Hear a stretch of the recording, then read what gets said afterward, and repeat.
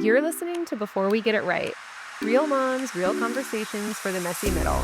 I'm Leah. And I'm Catherine, and this is a space for honesty, not perfection, before we get it right.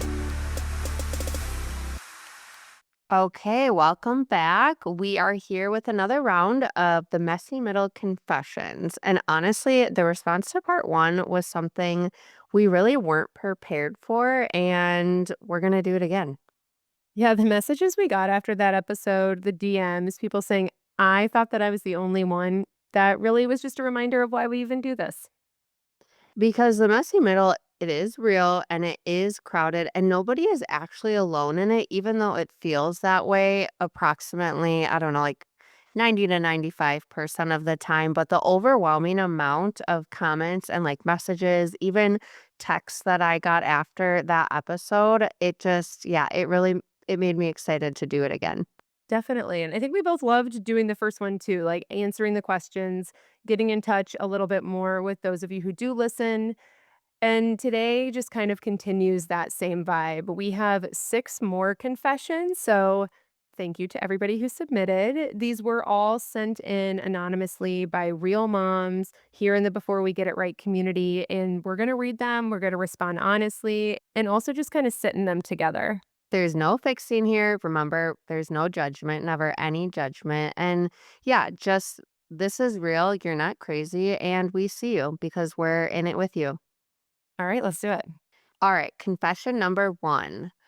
I feel like I've hit this point in motherhood to a toddler where an hour break or even three just isn't cutting it anymore. I'm fantasizing more than ever about a weekend away where I can wake up when I want, go to places without the hassle of carting a kid around, and not have my me time feel so precious and limiting. Most days are really great with my kid, but I feel like I'm fried regardless. I have started using nap time to rest and read, which then means housework and other responsibilities are being ignored, which almost creates more stress or pressure. I don't know. A very weird season of mom guilt. Blah, in all caps. The blah at the end, really just got me because that is the most accurate summary of this specific feeling that I've ever heard. Right? Like you just run out of words and blah, same. Yes, I totally get that. But also, can we talk about the nap time thing for a quick second? Because that in itself is so real. The moment that you choose rest, something else doesn't get done. And then the rest doesn't even feel restful because you're just looking around at everything that you're not doing. I mean, yeah, it's like you can't win either way. You rest and feel guilty. You do the tasks and feel depleted. There is no option that doesn't cost something. And the fantasy of a weekend away, I just want to say that is absolutely not a red flag. That's not a sign that something is wrong with you or your relationship or your child or you as a mother. It is just completely healthy human need for uninterrupted time that belongs only to you. I know I can say that I crave that on a very regular basis. I know Catherine does too, and so many of us. So you're definitely not alone in that. The toddler years, especially, I can say because I'm in that right now, they are physically relentless in a way that I really don't think anything, like, you can't be prepared for it. You're touched constantly, needed constantly. I mean, I even said, I was like, oh my God, I don't even know how many times I hear mom in a day. And it's like, I should be happy about that. But also, it's like just constant some days. It's in the hundreds. And sometimes when you respond or anytime, it's like they don't even actually need anything, and then you're just like I just get annoyed. Totally. I always joke with my husband because we are at the tail end of the toddler phase, right? But I swear every 10 minutes, whenever my kids and I are together, it's especially my boys, they will just be like, Mom, Mom, where are you? Like, they don't need anything. They just need you to where I am. And then half the time I respond and they don't hear me. So there's a lot of those frustrated answers of like, I am upstairs. You know what I mean? Like the back and forth. So it's even those little moments. And while you still love this season of life so much, there's so many beautiful things about it. It's also okay to kind of feel like you need a little bit of an escape. And that doesn't mean that you want to escape your child. You just kind of want to escape the density of all of it. It can be a little bit overwhelming, even for just a minute, just long enough to remember who you are as a person.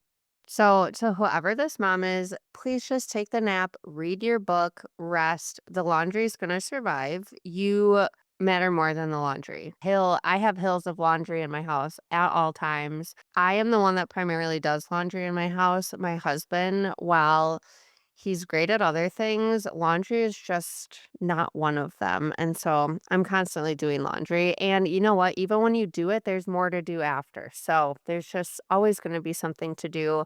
Whoever this mom is, hold on to the nap time because I have a toddler who turned 2 and decided to not nap anymore at all, so I'm in this place where I feel like that time no longer exists for me, so soak it in, and another thing I wanna say on this note, like, the advice that you sometimes hear, when you have all these tasks to do, you're like, "Oh, just have your kid do them with you."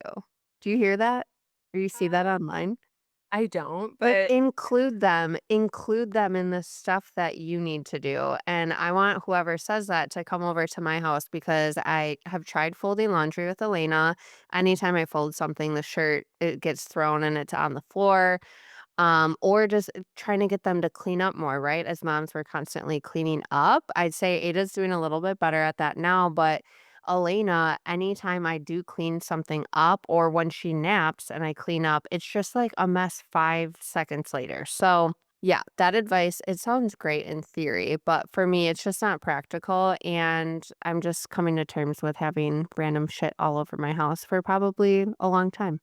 yeah, I think at the end of the day, the biggest thing is to give yourself grace because what you're feeling is totally valid. And also, if your house feels like a disaster sometimes, you're welcome to the club. I feel like it's one of those things where you kinda have to pick your battles and give yourself a little bit of grace because we're all just trying to survive. And no one's house looks perfect all the time, no matter what you see on social media. No. All right, confession number 2. My husband is a genuinely good dad, and I still resent him sometimes. Not because he does anything wrong, but because he can leave for work and just leave. He doesn't carry the mental load out the door with him. He doesn't think about what we're out of at the grocery store or whether the pediatrician appointment needs to be rescheduled. He clocks out. I don't know what that feels like anymore, and I'm not sure I even remember who I was before I became the person who holds everything together. I feel like half, if not more than half of the moms listening just felt very seen with this one. Slightly nervous that their husband might be listening, but probably not because I feel like we just did an episode about periods last week. So I don't know how many men are listening to this besides your husband, Leo, maybe. Yeah, Adam does listen to the podcast. And also, I feel like, is one of the few men that I know that does carry a lot of the mental load too. I mean, I think he He was does. thinking about a lot of these things in a way that is really, I think our situation is unique. But even then, it's interesting because I physically feel it in a way that he doesn't. Like, he can compartmentalize in his head and go to work and not think about these things, whereas I physically can't do that. So I do think it's just inherent in us as women who literally carried these babies in our bodies to have that physiological reaction and, overconsumption of that. We could probably do an entire episode on the mental load because it is so layered and it can be genuinely exhausting in a way that is very difficult to explain to someone who doesn't have to feel that way. Because it's not just the doing of the things, it's the knowing, the tracking, the remembering. It's the fact that it lives in your head rent free at all times, whether you want it to or not. And this mom is really careful to say that he is a good dad. She's not saying he's a bad partner. She's saying that the system is uneven in a way that isn't anybody's fault necessarily, but that does have a real cost. I like what you said actually about how like we carry these babies. And so I do think there's just something about us and like our tendency to carry more that just comes with it, you know? I think too, it's one of those things like I think back to when I sent my kids to daycare and for 2 of the 3, they went back to daycare at 12 weeks, and it pain well, actually, no, Hudson didn't. For 1 of the 3, Lily, the first one Hudson was during the pandemic, he didn't go to daycare for, like, a year, but, um, Lily went at 12 weeks because I had to go back to work at the time, and I remember the deep pain that I felt, like, I sobbed my eyes out, it was physically painful, And Adam, while I'm sure he was sad, it was just such a, "All right, we're taking her to daycare for the first day, let's go." And so I do think it is, like, more it's more a physical response to us than it is to men. Yeah, I no, I totally agree, and nothing against them at all, but I think that can then somehow in our brains turn into resentment, even if we don't mean it to be resentment, and it's just I feel like it's hard to explain. It's not fully justified, but it is a lonely feeling because you don't even feel like you have a right to it, to feel that way, like, you feel wrong about feeling that way. Yeah, and the fact that she's actually naming it is huge because this stuff festers when it stays quiet. Like, if you felt this, be honest. Yeah, always honest. Sometimes I definitely do get into this type of mindset, and I'll start to notice that Brad is bothering me without actually even doing anything wrong. And what I've learned that when I start to feel this way, I really need to communicate better. I need to be more upfront about my needs, what I need help with, because I can't I can't expect him to read my thoughts, but, like, in reality, I actually do expect that of him, which poor guy, I'm, like, setting him up for failure, but I'm in this position where I am so grateful and lucky that he works so hard and I don't technically have to work. I was able to quit my job and be home. So sometimes I'm like, well, then that's what I should be doing, right? Like momming all the time and not getting overwhelmed or resentful for those types of things, like taking on that load.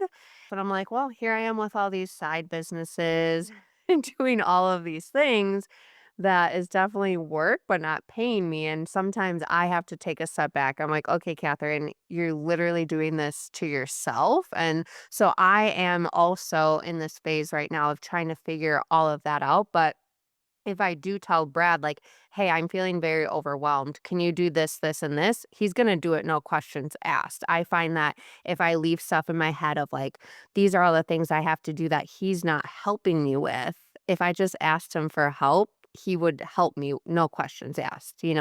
Definitely, and I can actually relate to that quite a bit because I feel like for Adam and I, over time, we've shifted in our dynamics within our relationship as far as responsibilities in relation to our kids. But at the very beginning, I mean, guys come into the situation without really knowing how to care for babies. They don't have that same natural instinct that women's do either. And so I think, we come into it taking all of that on and then it just kind of evolves over time. Whereas for us, like with Lily, there was a really long period of time where, I handled a lot more than it wasn't as balanced only because it was like I felt like I had to do that, but when I started, especially with Hudson, really communicating like, "Hey, I need you to do this," because he was a colicky baby, and then we also had a toddler, so it was like he you could only hold a crying, screaming baby for, like, so long until you have to, like, pass it off onto another person, right? And I feel like that moment in itself really helped us kind of shift the dynamics a little bit, but I had to be super direct of, like, "I need this specifically from you," and I think a lot of guys, like, do need that because I don't know if it all comes as naturally to them, and I think at the same time, we as women feel this responsibility to have to take so much of it on ourselves and not share that load. And I think what you shared, Catherine, my guess is that most partnered moms have felt a different version of that or some version of that. And the conversation that does need to happen as a result is genuinely hard. But again, I mean, I think it just starts with being honest and really direct at the beginning and communicating that you're not trying to make somebody seem like they're incapable. You're more so just using your experience to shape the message so that we can all get done what needs to be done. Yeah, definitely. Okay, number three. I Googled, is it normal to not like your kids sometimes? Late at night last week. I love my child more than anything on this earth. I also do not always like him. He is 4 and he is unhinged, and some days I'm counting down the minutes to bedtime starting at 2 p.m., and then I feel like a monster for it. Nobody told me that loving someone this ferociously and being completely worn out by them could exist in the same body at the same time. Well, first of all, the search history of moms could be an entire documentary. I would never want anybody to see all the questions that I ask the Google machine about my children or my feelings. So you know this, Leah, but Brad is an attorney, and there have been times where he is like reviewing evidence in a case, and a lot of the time someone's Google and like text history and all of that has to get pulled, and all of these people see it. And I always say to myself, like, oh my gosh, not that anything I search is crime related, but like if someone looked at my Google search, they would think that something's probably wrong with me. Yeah, mentally and physically for me, I there's just too many things. But second, completely worn out by someone you love that ferociously. That comment just really stuck with me, and it is really accurate that it hurts. You cannot like someone sometimes and still love them. It goes the same for every relationship in your life, even your kids. Absolutely. And 4 is a lot. Like, I just want to say that 4-year-olds are a lot. They have opinions, they have volume, they have absolutely zero chill, unlimited energy, and they need you to engage at a level that is, it just feels depleting. And what I found about 4 is it is so hard to try to rationalize with a 4-year-old. It doesn't exist. And then you drive yourself crazy trying to do so. Definitely, because 4-year-olds, they don't have any perspective. They think they do, but they don't. We have a 4-year-old, and my son is 4, my youngest, and we're really in this phase right now where his opinions are really strong, and so is his anger, and I do think that there is different energy that comes from boys and girls, and boys, at least in our household, tend to be physically a lot more I don't know if I wanna say the word aggressive, but, like, intense. It's just a lot, especially when they're really trying to figure themselves out. And loving them through it doesn't make it any less hard. That's the thing I think that people forget to say. Love is not necessarily the same as ease. You can love someone deeply and still find them incredibly challenging. Yeah, and not liking your kids sometimes is definitely not a parenting failure. It's just a normal Tuesday some days. It really is, and the fact that she felt like a monster for it is so telling of A, how impossible the standard is, but B, how caring and compassionate she is as a mom, because I think when you start to feel those ways, you care about your kids so much, it is also indicative of how much you love them, so I think it kind of goes both ways. So, to this mom, you are definitely not a monster. If you are, then all of us are monsters. You are just a tired human being doing a hard thing. And a 2 p.m. bedtime countdown is a completely valid coping strategy that I think a lot of parents use. Definitely. As my child is, I can hear her banging around upstairs. I don't even want to look at my camera. I'm not sure what's going on up there, but I can tell you she's definitely not napping. All right, number 4. I have completely lost my identity, and I don't know how to say that without sounding dramatic. Before kids, I had things that were mine. I had hobbies, ambitions, a sense of humor that wasn't just about surviving the week. Now, when someone asks me what I'm into or what I do for fun, I genuinely don't know what to say. I'm someone's mom. That is the whole answer. And while I love being her mom, I miss knowing who I was when nobody needed me. This one really got me in my feels because I definitely can relate to it. Definitely. I think and we talk about this in our podcast a couple episodes. I mean, I feel like we've touched on it in so many. Yeah, I think, well, we just did that self-love one, which I think, and then we also did that one, like, in the beginning when we first started doing this about, like, rediscovering yourself. Yeah, because motherhood can consume you, and it can take so much of you that it can be really hard to stay in touch with the pieces of who you are before it. Going along that, it's because there's grief in it. It's clear that we love being moms, right? But for this person, like, it's for the version of her that existed before she became someone's everything. And I feel like we all kind of have that. And when I say grief, it's not in a bad way. I don't want to say it as like a negative thing because I don't think it's negative. It's just like a transition. Yeah, I don't think we give grief enough space. I think there's a lot of pressure for us to feel only gratitude. And while the gratitude is real, it can also exist right alongside the loss. And both things can be true at the same time. And I think it's okay to be able to acknowledge that because I think a lot of women feel that way, but they really haven't identified what that means. Exactly. And you don't notice you've stopped doing the things that were yours until one day someone asks you what you're into and you're like, "Oh gosh, I don't know." And then you just go blank. And then you feel guilty for even missing it because you have this incredible child, and how dare you want something for yourself on top of that? How dare you be a whole person? The audacity. Yeah, has this happened to you? Give me some specifics. Okay, I think for me, who are you like outside of being a mom? I have worked really hard to be able to answer this question. Right now, people ask me, "What do you do?" Like, people wanna know what I do for a living. That is a question that I really struggle with right now, and I get very uncomfortable with my answer because for me, it is so hard to answer. So, like, that mom similar question, but a little bit different. Yes, technically, I'm a full-time mom, and I have Elena home with me every day right now, but for some reason, when I just tell people I'm a mom, for whatever reason, me personally, I don't feel like that is enough. If I'm being completely honest saying that out loud, and I don't even know if I've actually ever said that out loud before, but it is this thing of like, "Oh, and I also do yada, yada, yada, like, and this and this and this." Like, I can't just and while I do other things, technically my quote unquote full-time job, but for me, for whatever reason, I just don't feel like I can stop there. I don't know if I'm afraid of getting this judgment from other people or then it downplays everything else that I do. It's something that I definitely internally struggle with right now. Like, if you guys have listened before, I do have Elena home with me every day, but I also run a nonprofit. I started and also phased out a blanket brand. I created a product that makes carrying a bucket car seat easier and more comfortable. I started this brand for moms with the goal of creating a soft place to land and share some mindfulness that actually feels doable. I was a PT that quit my career. And so, this whole like, what do you do for a living? It's just a whole different thing. But going back to who you are outside of being a mom is something that I have written down time and time and time again in a journal.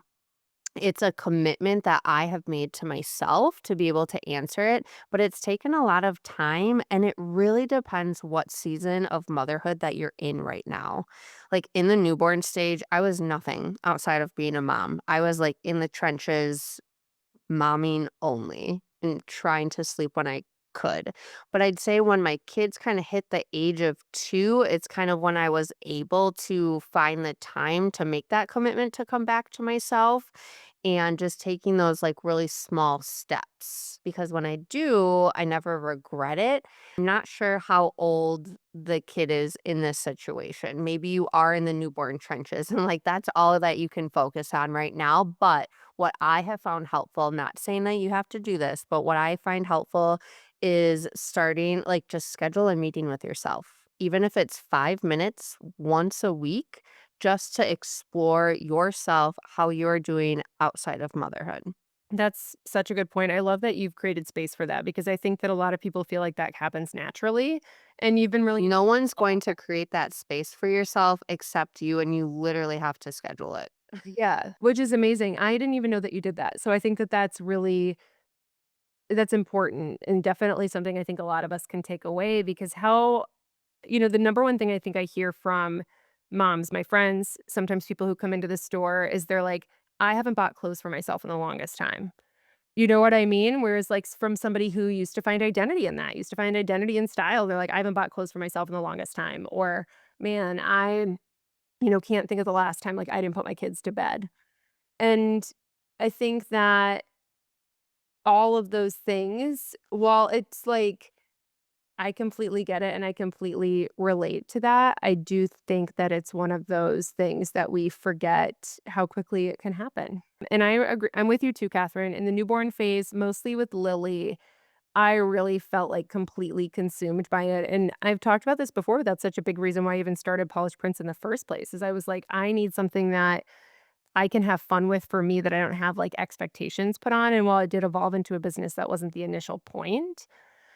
And when I listened to this confession, the other thing that did hit me was the line where she says, "I miss knowing who I was when nobody needed me," because I do think that that's something that moms don't really talk about enough, Like, we talk about being overwhelmed, we talk about exhausted, we talk about being touch out, but we don't talk about that grief, the grief of slowly becoming invisible to ourselves. And it does happen quietly, like you said, Catherine. Like, nobody wakes up one day and decides that today's gonna be the day I lose myself. It really is just little things compounding over time, mostly because you're consumed and you're busy. And it gets to a point where you stop dreaming about yourself because somebody else's needs are more urgent than yours.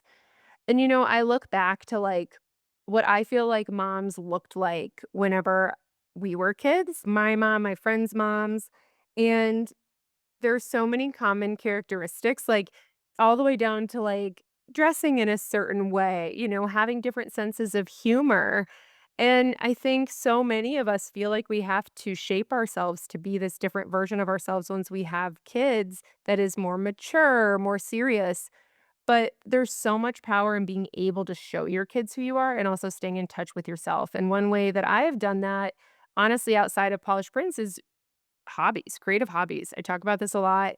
For me, that brings me back to my inner child. I find a lot of identity in that and I have fun with it. Or playing games or doing those types of things. Like, I too make a lot of space for things that make me feel like myself, and my core self, at the end of the day, really is a craft kid from the '90s who likes to make things and be creative and solve problems and listen to true crime and read books.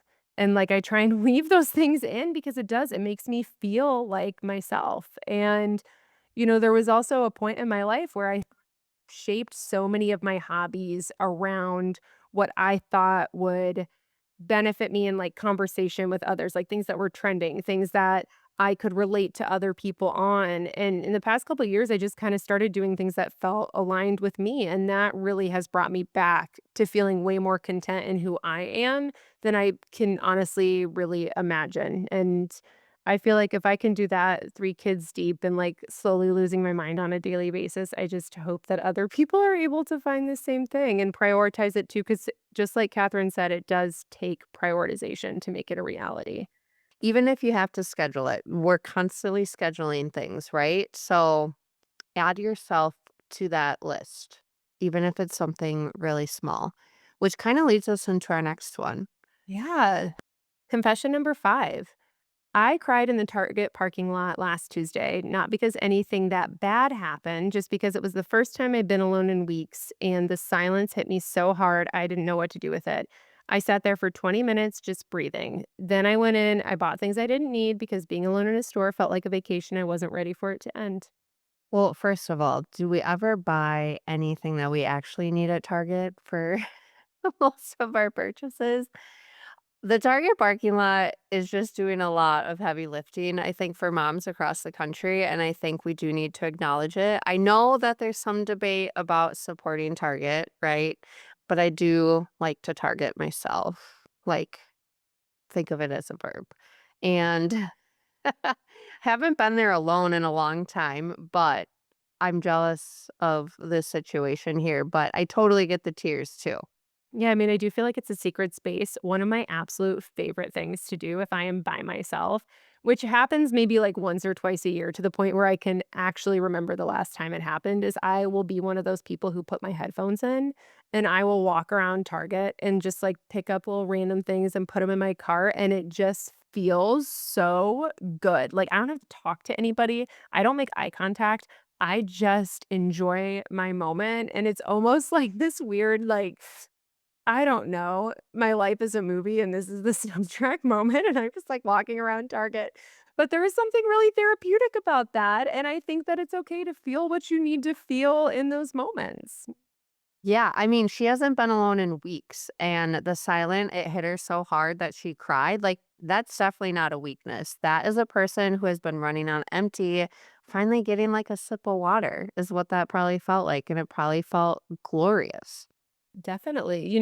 One of the things that I have, it's almost like bad, like, I'm feeling like shame saying it right now because of the level at which I dove in, but I may have talked about, like, my tendency to go thrifting in past episodes, which is a newer thing for me. I was not one of those trendy 20-somethings who thrifted. I had shitty thrifting karma. I would go to the thrift store and find nothing, and I just became, discouraged. I didn't go for years and years and years unless I was looking for something very specific, but I went to Goodwill, I don't know, maybe like 2 or 3 months ago and just found some, like, great mugs, and then I had a short period of time, and I was like, "Oh, I'm gonna check out the Savers," and I ended up leaving with, like, a whole cart of, like, the coolest stuff, which just sparked this micro obsession of thrifting, and it was, like became my whole it's Micro not obsession? micro, Yeah. it's, like, kind of unhealthy. I have thrifted so many different things that I, like, don't need, but, like, I love, and it feels okay because it's not super expensive at all, but then at the same time,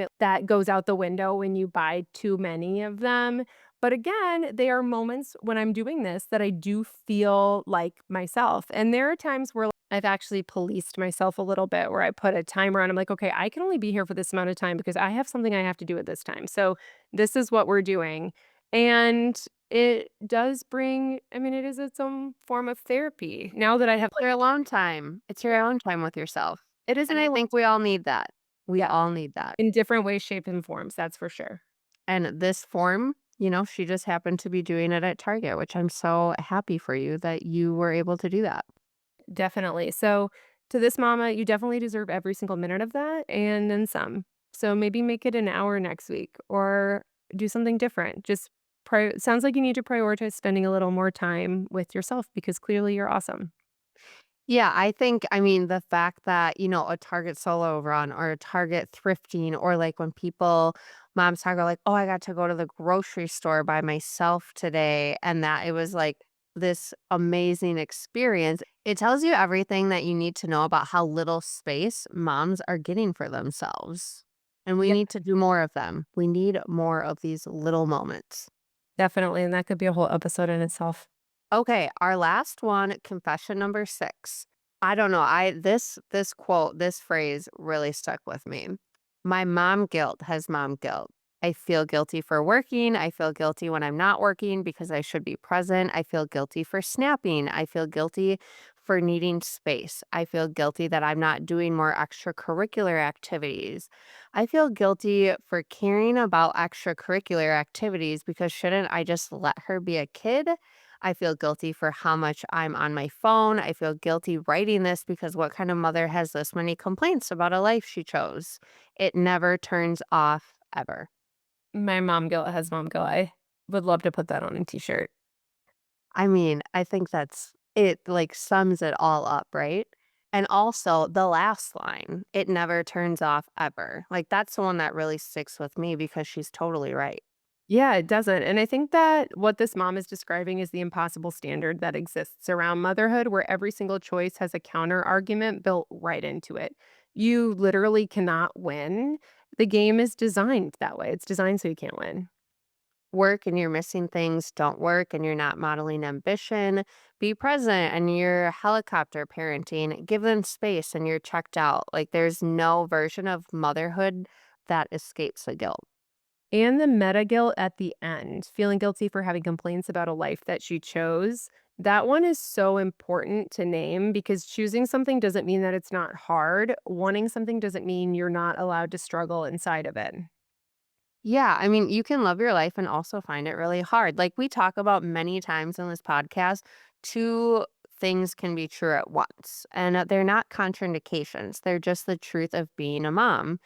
And I don't know why, but whenever someone talks about their kid going to T-ball or swim lessons or dance or all the things that they're doing, my brain automatically goes like, "Oh my god, I need to sign my kid up for more of these things." Why do I do that? It's like I feel like a bad mom that I don't have my kids in all of these extracurricular activities. And then you also start comparing like, "Oh my gosh, their kid's gonna be so much better at T-ball than my kid's gonna be, like, now I need to sign her up right away," and I feel like I could go on and on about extracurricular activities, and then when I do go look, I get overwhelmed when looking at, like, all the different rec departments and all the different options and things to sign them up for, and then they're also at the worst times too. I could just go on and on about the extracurriculars. Yeah, I mean, it's a real deal, and I don't know if it's like this where you live, Catherine, but here people get in and they get serious very, very early on. So it's like, I mean, my daughter is on a club team. She's in 3rd grade. She's on a club softball team. You know how I feel about it, Catherine. She wanted to do it, so we supported it. But for me, I didn't play serious sports until I was in middle school slash really high school. Like, we didn't even offer it. It wasn't even an option unless you played soccer.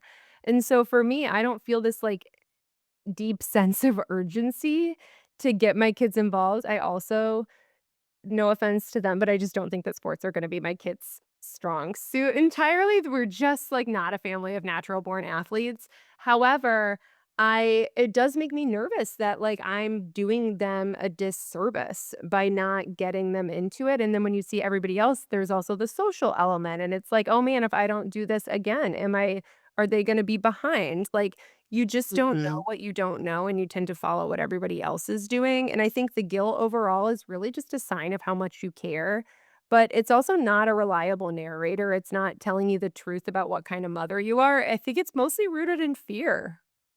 Yeah, and I think maybe when my fear that I have is, like, deeply rooted somehow in my childhood, which we definitely don't need to unpack those layers here. We won't go there. Ada wanted to do soccer last year, signed up for soccer. The girl did not even go after the ball once. Like, she didn't even try to kick. She said, "Mom, the other people are kicking it." I'm like, "The point of soccer is to get the ball." And, like, so if you're just gonna hang out on the field, like, no offense, but I'm not, like, taking up every Saturday to come do this. And then this a couple weeks ago, she goes, "Mom, when does soccer start?" And I was like, "I thought you didn't like soccer, so I didn't sign you up." And then she was, like, sad I didn't sign her up. So, the only thing I think we have going for us is potentially golf, but she's 5, so I also feel like she's a little young for golf, but I don't probably not. But she'll I probably get on that. I Tiger really Woods played when he was, like, what, 3? No, I'm just I think it was, like, 4th grade, right? I was about to say the opposite side. So there's always time. There's always again, it's adding on that pressure, and like you said, I think it is rooted in that fear, but whoever your kid is, they're gonna be just fine with whatever extracurricular activities you sign them up for. Definitely, and I think that we have to kind of allow ourselves to feel confident in that too, because let's be honest, people who don't care don't actually feel any of this. 100%. Could not agree more. So to every single mom who submitted a confession, thank you. Genuinely, you gave something real to every woman listening today who needed to feel just a little bit less alone. I mean, I love reading these too because it makes me feel less alone as well. So, thank you everyone who continues. We will keep doing these. I think, once every couple of months because we just love it so much. And this is exactly what the messy middle is. It's not pretty, it's not perfect, and it's not a highlight reel. It is that parking lot cry. It is the Google searching late at night. It's the nap time guilt and the resentment that you can't explain. And we're just all here to be in it together. Yeah, and it's also the most important thing most of us will ever do. Both things are true. All of it is true and can be true at the same time. So, if you do have a messy middle confession of your own, please send it to us. We will continue to share the link. I will put the link for it in our show notes. So you can always come back and submit your messy middle confession to us completely anonymously. And we will see you next week. Yeah, and in the meantime, you can find us at Polished Prince on Instagram and at Memley Moms on Instagram. If this episode helped you feel seen today, share it with a mom friend who really needs it. Also, make sure to tune in next week because we're going to bring on our next guest, which is very exciting. So we'll see you then.